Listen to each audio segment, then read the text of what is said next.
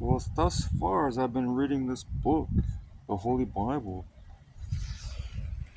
it's been pointing out the flaws in ancient Israel's history. I don't know about modern Israel, but ancient Israel has never been in the right. They've always been disobedient and rebellious towards God, according to their own prophets. Isaiah, Ezekiel, Hosea, Joel. They have Hebrew names for those. Those are English names that were given. But Habakkuk, all these different prophets, they call them major and minor prophets, and they didn't have kind words to say to Israel. They did for the remnant that were faithful. He said there was always a remnant, a few that didn't bow their knee to their false gods like Baal and Ashtoreth and Molech. They they were true. They weren't wishy-washy. They were very devoted to God, not only in mind and body and words, but in practice. So, but the majority were constantly provoking God to jealousy, it says, according to their own Hebrew prophets, because that's what they were. They were of their own clan, their own race, the ancient Hebrews. And they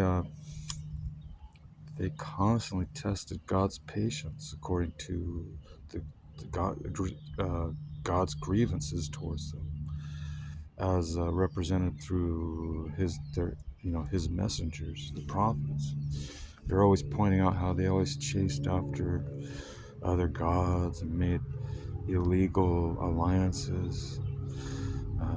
That they weren't supposed to do that initially. They were commanded not to entangle themselves with foreign nations who served other gods, because it would be their undoing. It would cause them to stumble and fall from grace. Jimmy Swagger, fall from grace. You give into that stuff. They were engaging in temple prostitution with these gods. They were engaging with illegal business activities. And a lot of it had to do with dishonest skills. They talk about, moving the boundary lines on people's property so they could claim it as their own. It was thievery. They were also guilty of thievery, fraud, all of that. Fortunately, we have authorities that deal with that in different departments, both nationally and state and cities and federally and globally. We have laws that come up against criminal acts. When ancient times they had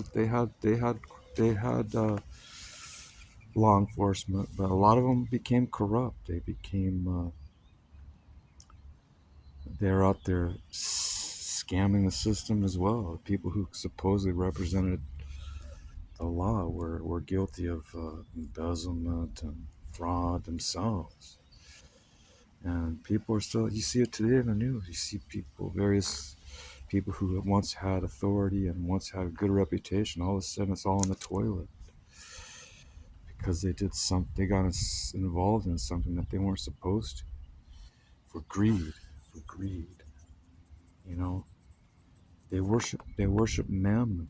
Mammon is I think I'm not sure what language Mammon is. Maybe it's Greek or something. But they worship Mammon, which is money, which is denarii, rubles, and it's amazing what people are willing to do to get it. And it's a gross sin before God. Greed, adultery, fornication, lying, stealing, theft. That's all called an abomination. If you read through Proverbs, Solomon's Proverbs, who was the son of King David, he wrote a bunch of proverbs that deal with what God likes and what he doesn't like. But God likes truth, and truth, not everybody likes truth, because Jesus said that the truth is like a bright light. People shy away from the light because they don't want their sins exposed, so they remain in darkness.